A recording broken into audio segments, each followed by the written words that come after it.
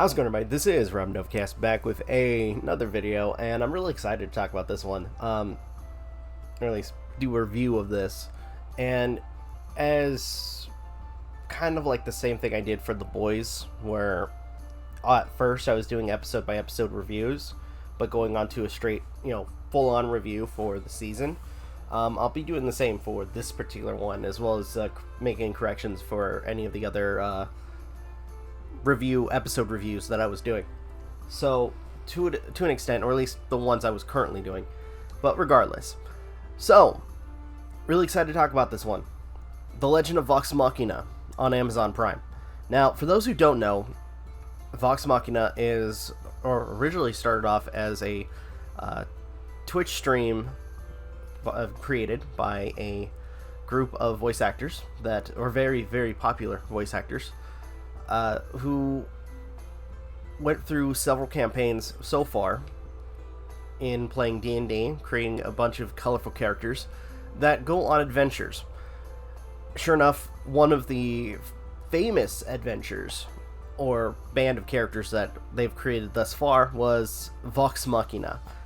And to an extent, because of that popularity, as well as the popularity of the voice actors, and just so many people backing them to an extent, especially because of the entertainment that was introduced into these streams, this show was created, which was The Legend of Vox Machina, which I have to say is, not to be completely, not to sound very petty about it, it's basically cliff notes of some of the tales that we will or would have experienced by watching the streams, condensed into small bite-sized pieces. So all in all, really cool. First season is about 12 episodes, and to an extent they don't disappoint. Well, there's a couple things, but to an extent that's my own personal bias at this point. But either way, so I don't think I really need to say much about the characters. The characters themselves are excellent.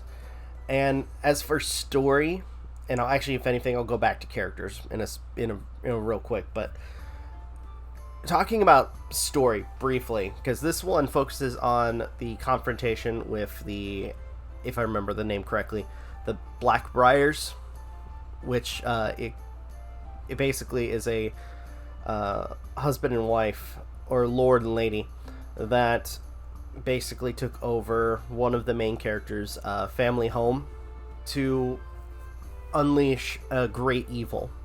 What this evil is, we don't really get any context. I mean, we do get a name, but we don't actually see our characters fight this said evil.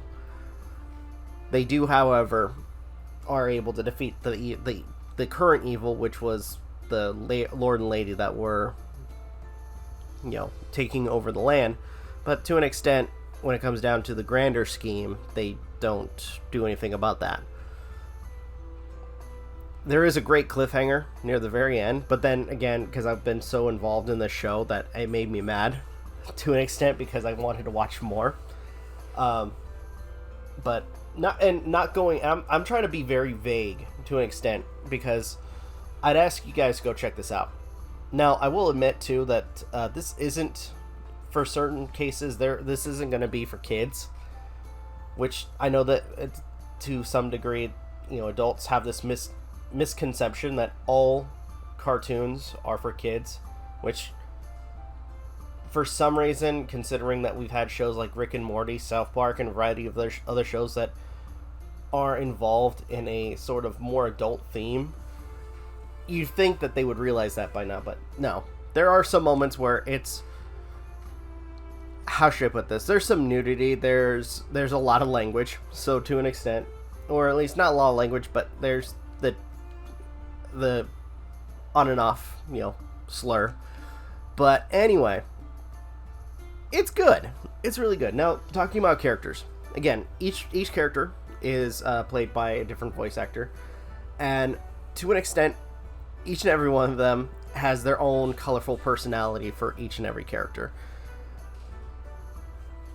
I guess to start us off, the person who kind of keeps everything in line, or is kind of like the glue of the situation, and basically is the one that started everything.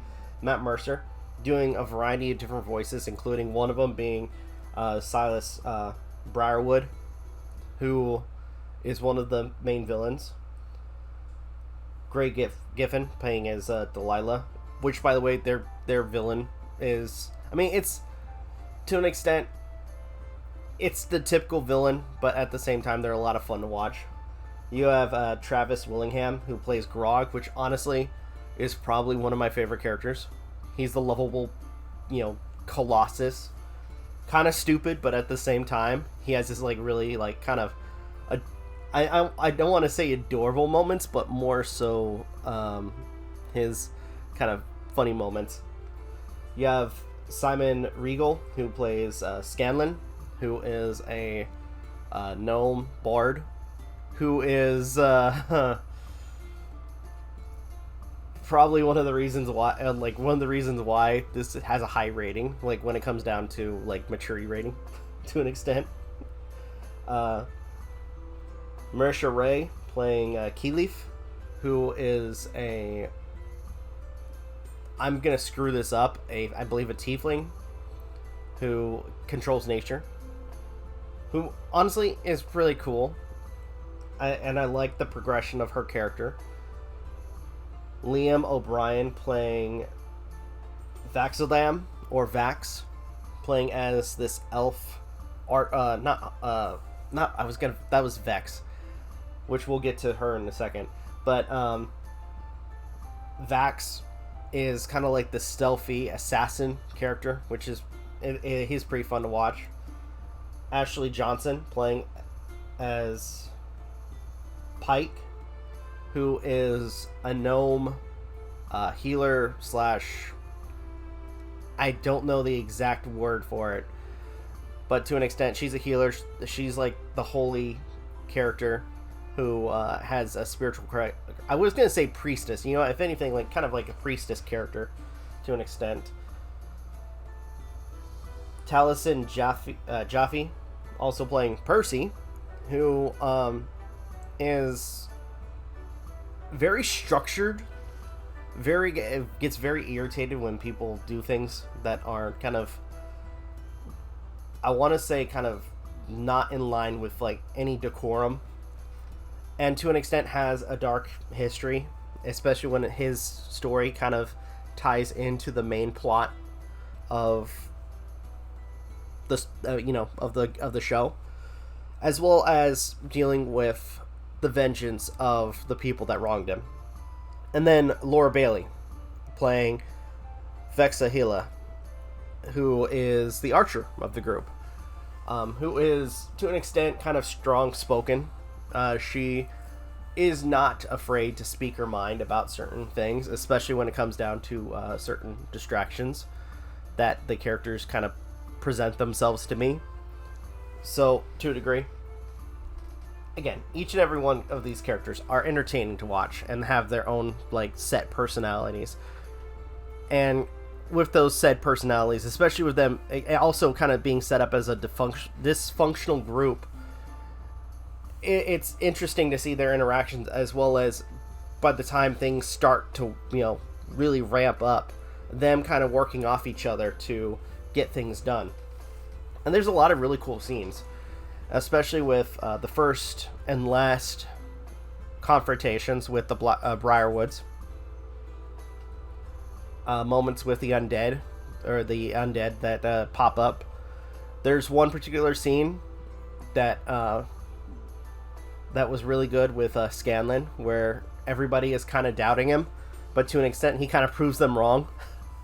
Though to an extent it only works due to his to certain situations of having particular items that he didn't know what they would do, and they just worked out.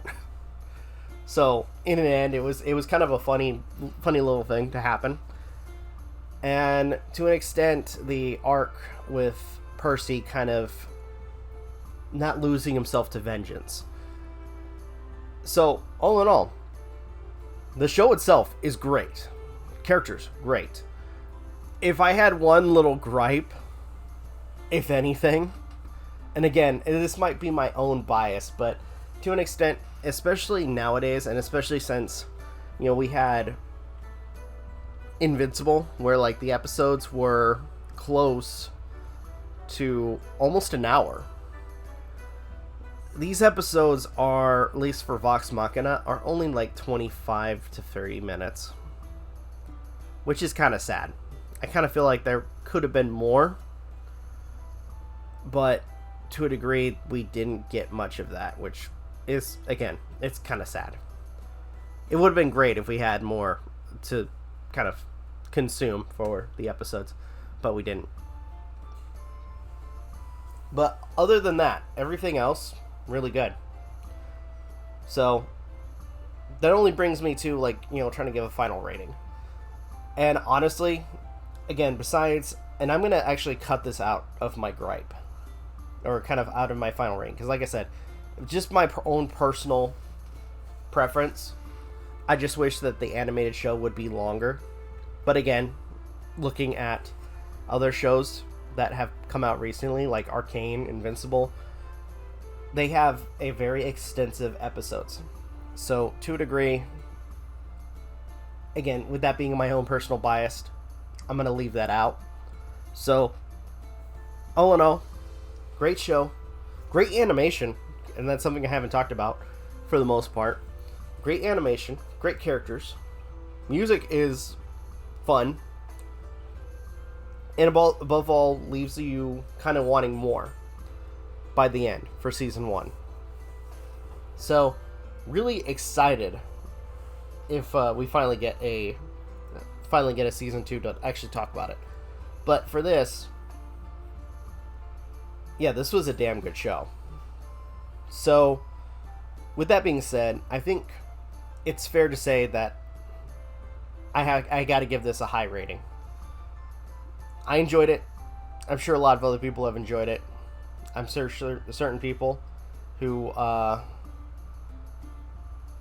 not happy with the particular, you know, people that are, you know, voice acting, you know, making this a career, aren't particularly happy with this. I know there was some drama while this was being kind of produced, where certain people were trying to denounce this project from happening, which honestly, a pox on you guys, because you guys allow your own bias to fucking get the best of you. But regardless, I'm giving this a 10 out of 10. I enjoyed it. I freaking enjoyed this show. It was a lot of fun to watch. So, again, final rating, my personal rating, 10 out of 10. I enjoyed it. It was a lot of fun to watch. Characters are great. Story, again, it's condensed. But all in all, it focuses on one of the adventures of the band of heroes. And they do a good job. And by the end of the show, not going into the cliffhanger, it kind of leaves you wanting more for the show. But anyway, so with that being said, again, 10 out of 10. I enjoyed this very much.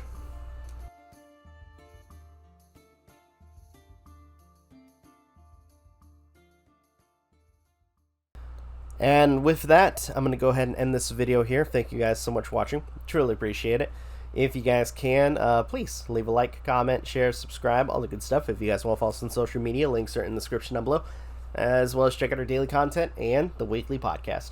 With that being said, this is Rob Novakast signing off. Have a good one, take care, and I will see you guys in the next video.